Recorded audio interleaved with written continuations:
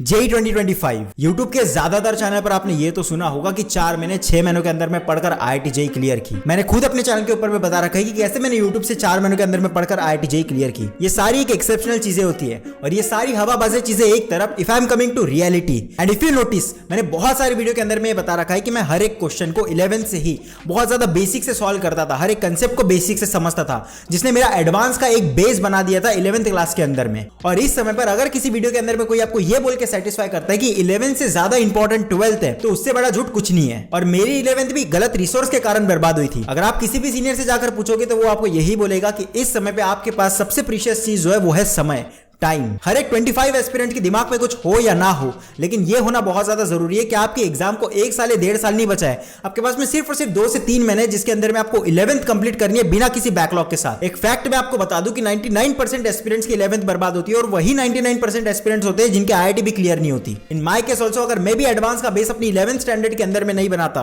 और मेरी 11th बर्बाद होने के बाद फिर भी 99 परसेंटाइल आ जाती, लेकिन आईआईटी तो शायद पॉसिबल नहीं थी, एटलीस्ट इन माय केस। सो अगर कोई 11th को वेस्ट करता है तो 99% चांसेस गए आईआईटी क्लियर होने के। But still you have the time, save your 11th and mind my words, 11 is the most important in your entire JEE preparation. इस रोड मैप वीडियो 2 के अंदर में हम डिस्कस करेंगे कि किस तरीके से आप अपना वेक्टर स्ट्रॉन्ग कर सकते हो। वेक्टर मतलब डायरेक्शन प्लस मैग्नीट्यूड। मैग्नीट्यूड बढ़ाने के लिए आपको अपना स्टडी टाइम बढ़ाना पड़ेगा, जिसके लिए आपको फोकस टाइम बढ़ाना पड़ेगा। And for direction we will discuss notes, backlog, revision, reference book, mock test, advance level and last but not least, tips. So are you ready? Let's गो।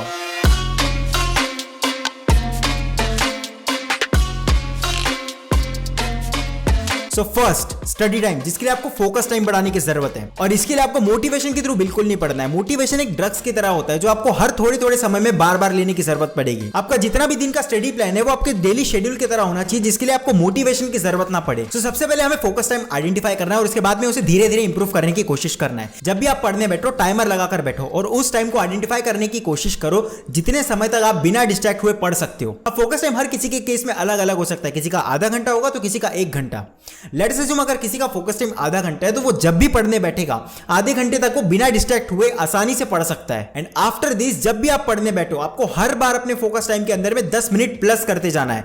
तब आपको फोर्सफुली पढ़ना है। ध्यान रहे कि सिर्फ और सिर्फ 10 ही मिनट ऐड करना है हर बार, और ऐसा करते करते धीरे धीरे आपका फोकस टाइम इंप्रूव होते जाएगा। And mind my words, for JEE advance आपकी मिनिमम सीटिंग जो है वो 3 से 4 घंटे की होनी चाहिए। Now let's come on the direction. So first, notes. आज भी बहुत सारे लोग गलत तरीके से नोट्स बना रहे हैं। पहले 1.5 घंटे का वीडियो लेक्चर देखते हैं, उसके बाद में 1.5-2 घंटा बैठकर उसके नोट्स बनाते हैं। अगर आपको लेक्चर की पीडीएफ मिल जाती है तो आपको नोट्स बनाने की बिल्कुल भी जरूरत नहीं है। जितना टाइम आप नोट्स बनाने के ऊपर में लगाते हो उतना ही टाइम आपको उसको रिवाइज करने के ऊपर में लगाना है। बहुत सारे लोग आपको ये बोलेंगे कि आपको नोट्स इसलिए बनाना चाहिए ताकि 12th में जब आप सारी चीजें रिवाइज करोगे तब खुद के बने हुए नोट से वो कम समय के अंदर में हो रहा होगा। मैंने अपनी पूरी 11th बस इसी की वजह से वेस्ट कर दी।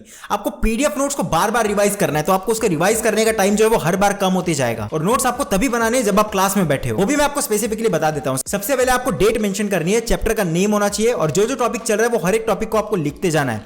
जितने भी इंपॉर्टेंट फॉर्मूले डिराइव किए जा रहे हैं बस उस फॉर्मूलेस को लिखना है और वो इंपॉर्टेंट स्टेटमेंट या कुछ ऐसी कंडीशंस आपको लिखते जानी है जो टीचर क्लास में बोल रहा है लेकिन पीडीएफ के अंदर में नहीं लिख रहे। और यही एक इफेक्टिव तरीका है जिससे आप अपने रोज के 3 से 4 घंटे बचा सकते हो। Now second, backlog. सबसे पहले तो कितना ही इंपॉर्टेंट काम हो अपना लाइव लेक्चर मिस नहीं करना है, जिससे आपका सामने का बैकलॉग नहीं बन रहा होगा। और बैकलॉग जिस तरीके से क्लियर करना है वो भी बहुत सारे लोग गलत टेक्निक यूज करते हैं। सब लोग आपको यही रिकमेंड करेंगे कि एक्स्ट्रा टाइम निकालो, जो छुट्टी मिल रही है उस टाइम के अंदर में अपना बैकलॉग क्लियर करो। लेकिन इस चक्कर में होगा ये कि एक चैप्टर का बैकलॉग क्लियर करने के लिए आपके जो करंट टॉपिक्स है उसके 2 से 3 चैप्टर का बैकलॉग बन चुका होगा। और इसलिए मैं यही रिकमेंड करता हूं कि जितने चैप्टर बैकलॉग बन चुके हैं उसको छोड़ दो और करंट टॉपिक के ऊपर में फोकस करो। अगर कोई एक ऐसा टॉपिक है जो छूट गया और उसका यूज आ रहा है सामने वाले चैप्टर में, तो उस टॉपिक को जाकर यूट्यूब के ऊपर में सर्च करो और उसके जो छोटे छोटे शॉर्ट वीडियोस होते हैं 2 से 3 मिनट के, उसको देखो और उसके थ्रू सिर्फ और सिर्फ वो कंसेप्ट समझने की कोशिश करो। ज्यादा डीप में जाने की जरूरत नहीं है। Now fourth, reference book. For this just give me 2 minutes. अगर आप एक प्लेटफॉर्म से जुड़ते हो तो आपका जितना भी स्टडी रिसोर्स होता है वो एक स्पेसिफिक होता है और एक डिसिप्लिन होती है और आपको बिल्कुल भी ये नहीं सोचना होता है कि कौन से रिसोर्स से पढ़े। सारी चीजें टॉप टीचर्स ने ऑलरेडी सेट कर रखी होती है। CBSE batch Udaan booster, Neev, fast track for your preparation. Some of the core features in batches: complete 10th foundation plus CBSE board plus Olympiad batch will be provided. Per day 2 to 3 class will be held and that classes will be recorded. Dedicated faculty for solving doubts through best in class doubt engine. Daily home assignment with video solution in quiz format. Syllabus will be ended by mid of January January 2024. PDF notes of each class will be uploaded on PW app. Let me introduce some of the batches here. उड़ान booster for 10th foundation plus CBSE board will be provided, जो launch होगा 30 अक्टूबर को और जिसका discounted price है सिर्फ 999 और इस कोर्स की ड्यूरेशन होगी 6 month. New fast track for 9th foundation plus CBSE board will be provided, जो लॉन्च हो चुका है 7th of August 2023 को और जिसका डिस्काउंटेड प्राइस है सिर्फ 1500 रुपीज और इस कोर्स की ड्यूरेशन है 6 month. Classes are starting from 19 September. You can check out study material of उड़ान for class 10th जो अवेलेबल है for physics, chemistry, biology and mathematics. You can use my code जो आपको screen पे दिख रहा होगा for additional 150 rupees off and check all links in description for more details. इन दोनों ही बैचेस की लिंक आपको डिस्क्रिप्शन में मिल जाएगी. So अब टॉपिक के ऊपर में वापस आते हैं. Now थर्ड,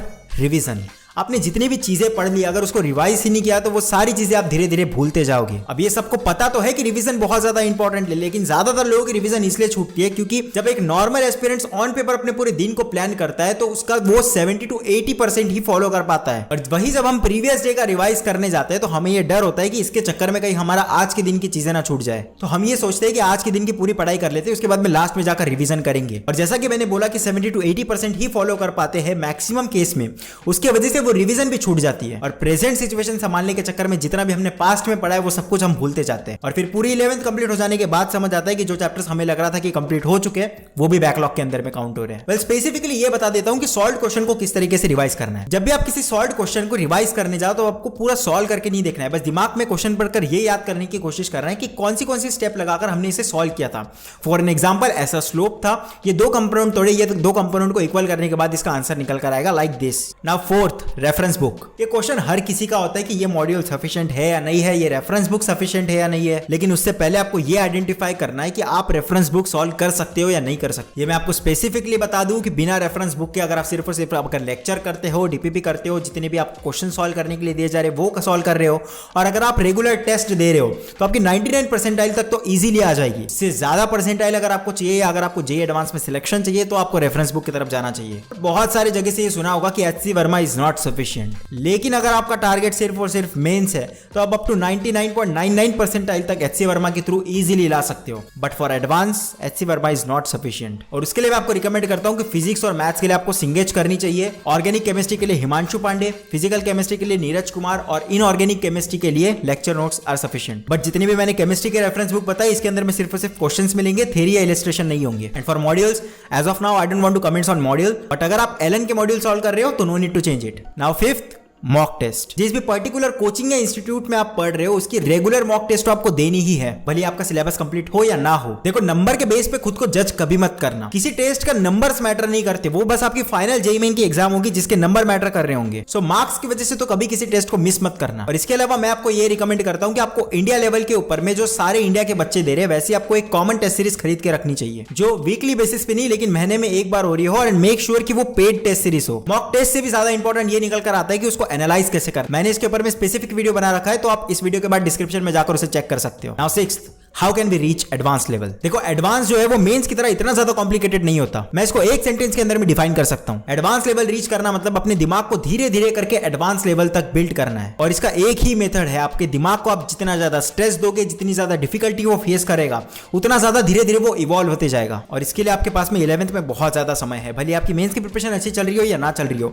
दिन के 3 से 4 घंटे आप एडवांस को अलग से दो. पहले किसी भी एक चैप्टर को एडवांस लेवल पहुंचाना है, उस चैप्टर के 10 क्वेश्चन निकालो, उसे सॉल्व करने का ट्राई करो. 10 में से एक क्वेश्चन सॉल्व होगा, बाकी के जो 9 क्वेश्चन सॉल्व नहीं हुए उसके बिल्कुल भी सोल्यूशन नहीं देखने. अगर वो क्वेश्चन सॉल्व नहीं हो रहे तो किसी दूसरे सब्जेक्ट की पढ़ाई करो, फिर से खोलो, फिर से उसको ट्राई करो. ऐसे करके आपको दिन में 3 से 4 बार ट्राई करना है. अगर उस दिन भी क्वेश्चन सॉल्व नहीं हो रहे तो नेक्स्ट डे ट्राई करना है. ऐसे करते करते आपको हर एक क्वेश्चन को 6 से 7 अटेम्प्ट देने पड़ेंगे, उसके बाद में जाकर उसके सोल्यूशन देखो. एंड क्वेश्चन सॉल्व करते समय ये दिमाग में रखना बहुत ज्यादा जरूरी है कि जितने भी कंसेप्ट उसके अंदर में लगेंगे वो सारे कंसेप्ट आपको आते हैं, वरना हर बार ऐसे लगेगा कि ये बहुत ज्यादा डिफिकल्ट है और शायद मैंने ये पढ़ना रखा हो, फिर आप उसके सोल्यूशन देखोगे. इन शॉर्ट दिमाग पे जितना ज्यादा जोर पड़ेगा, जितनी ज्यादा डिफिकल्टी वो फेस करेगा उतनी ज्यादा आपकी एडवांस लेवल बिल्ड होते जाएगी. Now last but not least, tip. So first, short content देखना कंप्लीटली बंद करो. अगर आपको एंटरटेनमेंट के लिए भी कुछ देखना है तो बड़े एपिसोड देखो, लेकिन शॉर्ट कंटेंट देखना कंप्लीटली बंद करना है. नाउ सेकंड, यूट्यूब के ऊपर में पॉलिटिक्स खेलना बंद करो. पहले जो कोचिंग्स होती थी वो जानी जाती थी उनके ग्रेट टीचर्स के कारण, और आज के दिन हर एक चीज को इमोशन से जोड़ दिया गया है. और ये दिमाग में सेट कर लो कि कोई भी आपको फ्री में कुछ प्रोवाइड नहीं कर रहा. तो जब भी कोई कोचिंग एक प्लेटफॉर्म से दूसरे प्लेटफॉर्म पे टीचर पोच करके ले जाए तो उस कॉन्ट्रोवर्सी के अंदर में इन्वॉल्व मत हो जाना. आप देखोगे कि जितने लेक्चर वीडियो है उसके ऊपर में उतने ज्यादा व्यूज नहीं है, लेकिन जब भी इस तरीके के कोई कॉन्ट्रोवर्सी के वीडियो आते हैं उसके ऊपर ऊपर में मिलियंस में व्यूज जाते हैं और आपकी आधी कंपटीशन तो ऐसे ही खत्म हो जाएगी क्योंकि ज्यादातर लोग इसी के ऊपर में फोकस करना स्टार्ट कर देते हैं। थर्ड, ऐसे चैनल के ऊपर में टाइम वेस्ट मत करना जो एग्जाम डेट और एग्जाम अपडेट्स के नाम पे ही आपका बहुत ज्यादा समय ले रहे हैं। मेरे समय पे कुछ ऐसे चैनल हुआ करते थे जो हर दिन वीडियो डालते थे कि एग्जाम की डेट आ गई,